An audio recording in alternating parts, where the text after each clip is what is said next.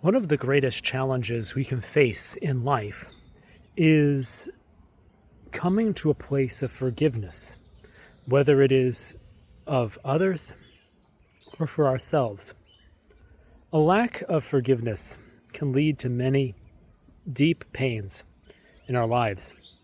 It can make us relive various situations over and over again. It can make us be confused, to second guess ourselves, and to spend a lot of emotional energy going through the same pains over and over again. And so it's very important for us to be able to understand some different ideas that can help us come to a place of forgiveness in our lives. And so what I'm going to do in this video is discuss some different ideas that can help give some frameworks that can lead us toward a perspective that can move us toward forgiveness. First of all, it's important to realize that understanding is a key to forgiveness. The phrase that comes to mind is, if we knew better, we would do better. Applying this to others or to ourselves is very helpful. People only do harmful things when their minds are clouded by either inaccurate information or emotion. If the heart was not obscured by inaccurate information or emotion, then the person would not be able to do something hurtful. And in the same way, it's like, if we apply that to ourselves, if we did not have inaccurate information or strong emotions, we would not do anything hurtful. We can therefore realize that we did the best we could at the time, or it seemed like a good idea at the time, and therefore understand where we're coming from. It takes away some of the agency where we say, I should have known better. Because that's the problem. You shouldn't have known better. Because you felt bad and didn't know better. You would have done better had you known better and felt better. The same thing is true for them. And sometimes we also look at the other person as if they are an entirely conscious agent and receive their actions as such. We say, okay, they did this, and we look at them and say, hey, you did this to me, but you attribute to the other person this complete presence of mind and this fullness of intent to their actions. And that may not be the way that it is, even in situations where actions could be deeply harmful. Of course, this doesn't excuse actions, but explains them. In situations where actions are deeply and obviously criminal or sinful, there is still this way in which people would not do these things unless their sense of what was good, unless their mental clarity was greatly impaired by whatever psychological issues or just strong impulses and poor understandings of life, whatever it is. There's definitely all these things are still present, even when someone is, we would say, even culpable. Even if, let's say, someone is just a violent, angry person who kills someone, still it seems like a good idea. Oh, they feel like they're gonna get back at that person. It seems like a great idea at the time to kill someone. They're clouded by that emotion, even if they're fully culpable. So this is a first idea, this idea of understanding. And this, in a way, kind of has to do with our hearts and our minds in a way. This next one is about fulfillment. And we can understand what people do to us, or for example, or understand what we do to other people. But there's something missing if we don't have a sense that this situation meets our needs. there's still something lacking. There's still something missing. If we say, okay, I understand, but I'm still hurt. But like, we have to really understand that our needs are met in a roundabout way in the situation. You have to see how the situation has helped you and maybe another person, help maybe fulfill spiritual goals that you have. Maybe it helps you fulfill moral obligations, even if it's, let's just say you have a spiritual goal of becoming patient, forgiving, and saintly. Well, this has given you the opportunity to become that. Let's say that you have the desire to fulfill moral obligations. You could say, okay, well, now I have the ability to practice forgiveness and the teachings of Jesus. I have the ability to be accountable. For example, if you're the one to blame in the situation, to a degree, you can fulfill any other number of moral duties, or you could see, maybe in the wake of a tragedy that affects multiple people, maybe I can be compassionate toward others, I can help others, all kinds of things like that. So it could be an obligation, a time to fulfill obligations.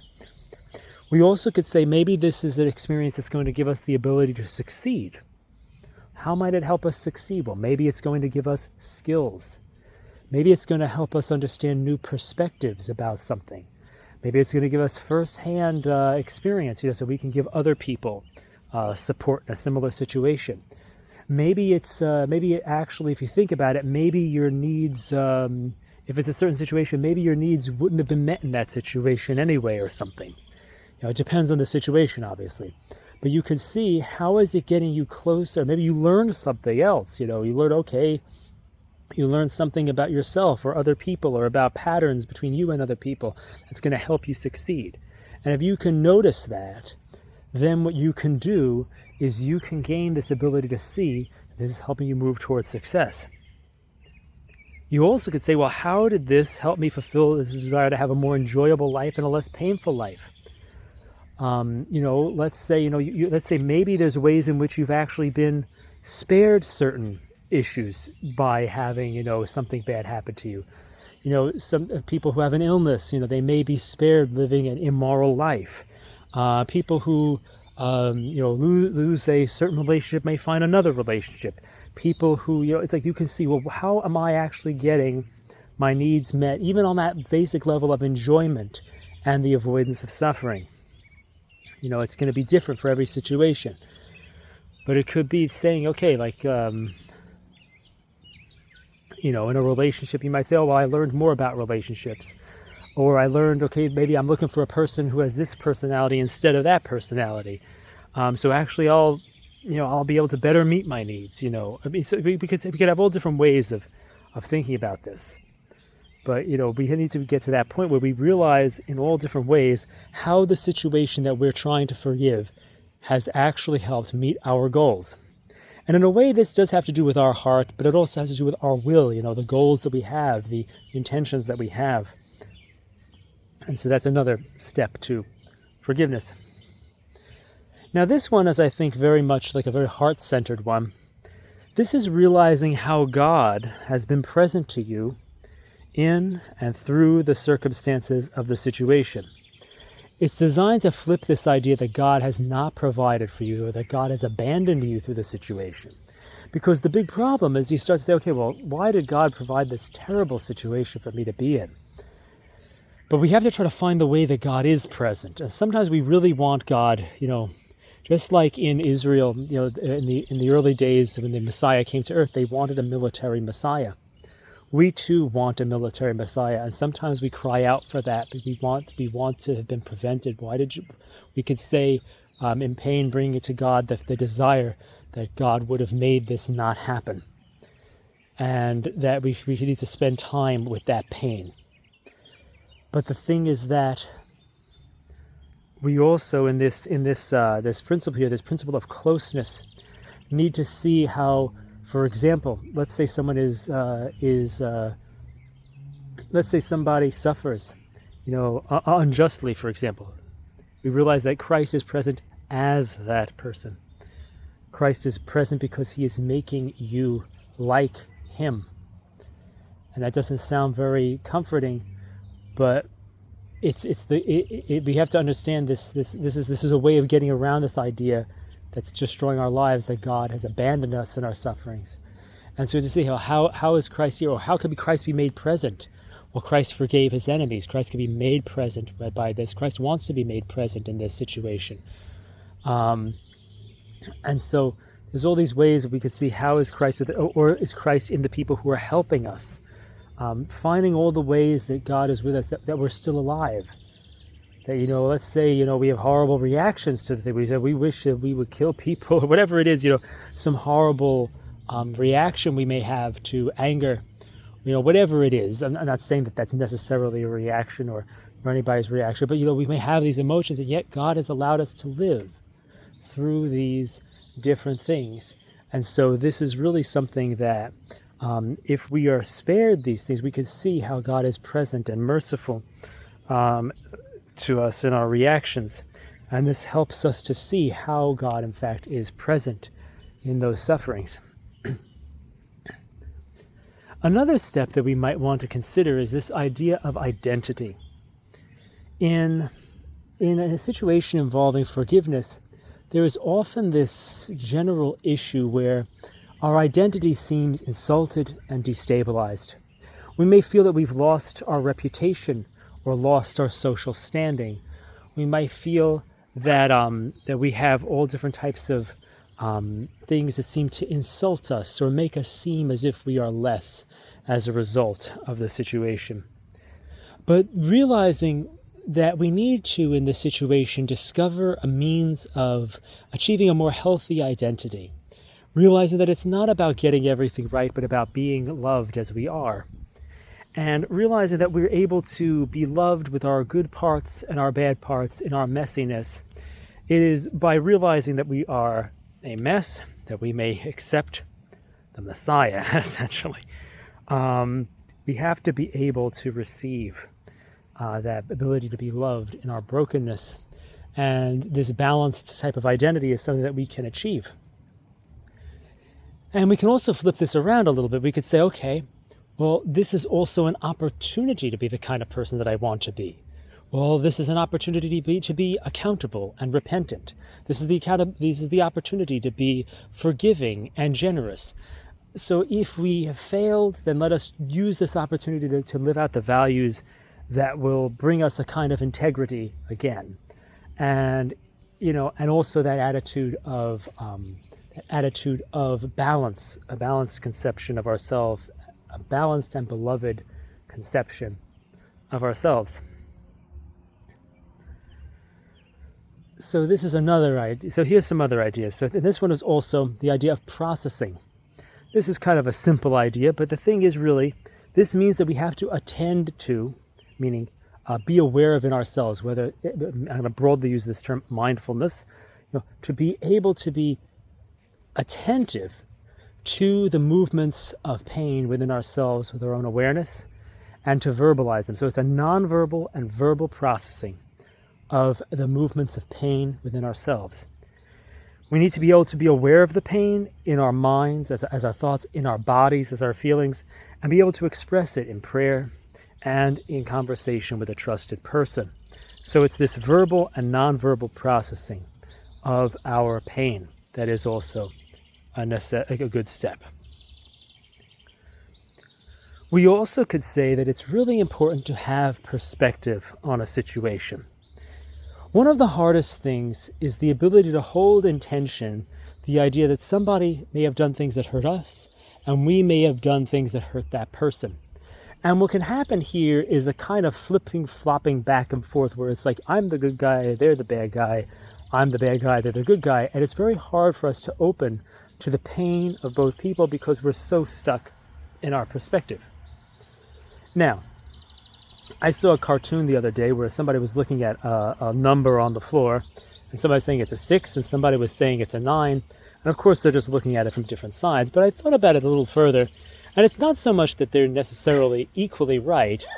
The thing is, we have to look at the wider context. Like, are there other numbers that are in the series? And if we look at other numbers, that's how we really can get context. And by getting context, we can see, okay, like, if we look at a situation, like, who was generally making more trouble in the situation?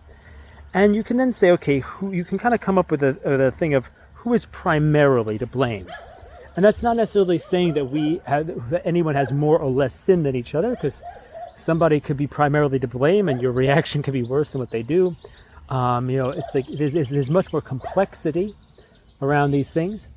But the thing really is that we have to have this thing so we don't start having this kind of flipping back and forth and being unable to be open to the suffering of the other, because then it feels like invalidating our own pain. Like if we have to make amends to them or people involved in the situation, we feel like our perspective is not validated because we say, okay, but they need to make amends to us.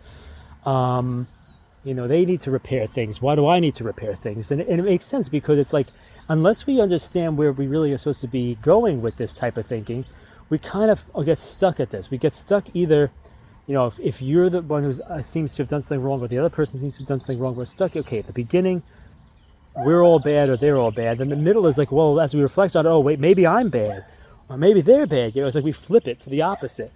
But we actually need to have the best of both worlds, for example. So we have to have that sense of, okay, yeah, somebody is primarily to blame. And then there's ways I may have responded hurtfully.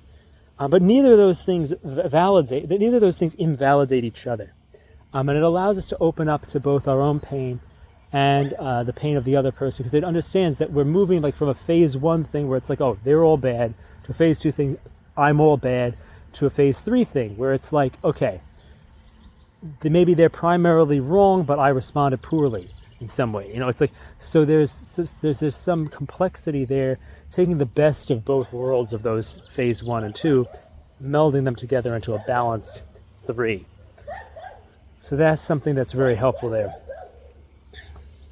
Another important idea is this idea, I think the dog wants to get in on this too. Cheep cheep. Trying to get him to come down. Come on. He's coming. One of the big things is that, come on down. One of the things that I'm trying to get him to come down, maybe he'll appear. One of the things that's really important too is this idea of justice. Sometimes we look at a situation and we say, almost like we say, it seems like we're in a situation and it seems like people get away with things. And it seems like people who should support us don't. And it seems like, our life, it can seem like our lives in different ways may be destroyed by people. And then maybe there's people we want to reach out to and say, hey, I need help with this issue. And it seems like they don't provide the support, or they don't give us the validation that we expected or needed. And it seems like, there's no justice. It seems like there's no justice in God's world. And it seems like God has mercy upon people like, if we look at people like maybe we did something terribly wrong, it seems like God had more mercy on the perpetrator than on the victim. And so it's very hard because we see this kind of, if we make this situation a very strict situation, say, okay, like this person did this, and look, their life worked out, and this person had this done to them, and their life is horrible. We say, okay, well, this seems like it's an injustice. And sometimes when we're in that position, we don't really have this ability to say, okay, well, God is just. And so we need to have a new perspective. And that's the perspective of ceasing to look at justice and mercy as a closed system. Because the thing is, the justice and mercy that are at work in any situation are not only from the factors that are included in the situation in which the wrong happened. It's not only, oh, I did something wrong to someone, therefore my life is going to be worse than theirs because that's what I deserve relative to them. There's many things that I deserve, that maybe somebody deserves maybe somebody was merciful to people in other situations.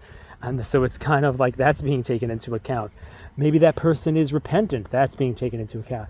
Maybe things that even when the person seems to be getting away with things, maybe that's only an appearance. Maybe what's really being set up is maybe a number of very difficult situations unfortunately await them.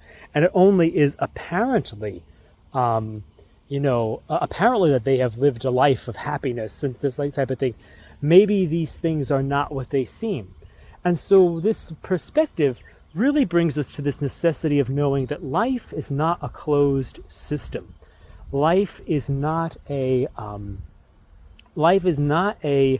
a system in which we can say, hey, this is all there is to this experience. This person robbed me, and I have nothing now, and they seem to have only gotten a small punishment, and they're just living life, and they say, wow, what an idiot I am, whatever it is. It's like, it's like, no, but the picture is so much bigger. There's much more.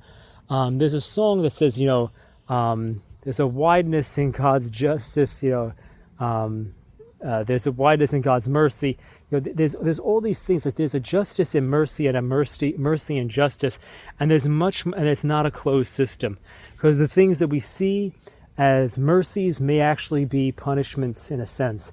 The things that we see as punishments may be mercies, and the way in which those punishments and mercies are dealt is not only based on the actions taken in the one situation that we're kind of having a focus on, and if we focus on that situation, we think there's an injustice on the part of God. But if we encapsulated this blended of justice and mercy perspective, and also this bigger context about justice and mercy perspective, we won't have that myopic view of like, okay, it's just this little situation, and God did the wrong thing in this situation for the people involved. So those are some different thoughts that I think can be of use in the process of forgiveness, and hopefully those can be helpful. And so that's the thing. So we also could throw this in. So we can, we also can do this. Like, let's say we're in a situation and we feel like we need to make amends to somebody. That can be due to the fact that we feel like we're not right unless we make amends the right way. And we kind of have deep down in ourselves like this thing of like, if we do something wrong, there's this deep sense that we're going to be separated from the source of life, the caregiver. Like when you're a kid, you do something wrong, you're cut off from your parents in a way, because you're a bad kid. And it's the same thing. Like we say, I need to figure out exactly if I'm wrong, so I can apologize, so I can be right, and so you don't have this sense that you're going to be cut off because you're wrong. And so that's one way we can get stuck in the process of forgiveness, is we can kind of get snagged on something like that, and try to figure out like what we did wrong, so that we can get it right exactly, and then we keep reviewing and reviewing and reviewing. We also can fall into the trap of trying to make sure other people hear our story. We think that we need other people sometimes to hear our story, our side of the story, and make amends to us, because we don't trust that God sees the story and will mend everything. Even if we mess up in the way, as we just said, in making our own amends or whatever. Like, we have to trust that God sees, even if anyone else sees what's going on. And we have to trust that God will mend everything in our lives. That is something that's very important, because it's something that if we have these challenges in our own lives where we feel that we maybe haven't been able to get our point across, we have to understand that God understands us, God sees us, and God will fix it. So that's the thing. Because the thing is, we ruminate because we don't take care. We think that other people, especially the people that hurt us, we want them to take care of us. We put them in this position where we want them to care for us, rather than realizing that we need to take care of us. Our desire for other people to do things, we primarily have to satisfy that through our own awareness, our own sensitive awareness of our own pain, and our own speaking to God about it, realizing that God is aware of our pain and we are aware of our pain. That's where it has to really happen. And the thing is, we really end up at this thing. We get stuck because we feel cut off from those people who do something to us or something like that. We feel abandoned. But the real thing is that we need to abandon ourselves into the hands of God. We need to place ourselves into the care of God, rather than feeling and emphasizing how our care comes from another person. And so that's the thing. We end up leaning on the apologies of others to make us whole, rather than leaning on God to make us whole. And so that's, we have to abandon ourselves to God's, that God's going to make things right, to God's justice and mercy, to His, that He will compensate us for any good we've done, and to His comfort, and that He will care for our needs and make everything right, and everything will be done correctly in due time.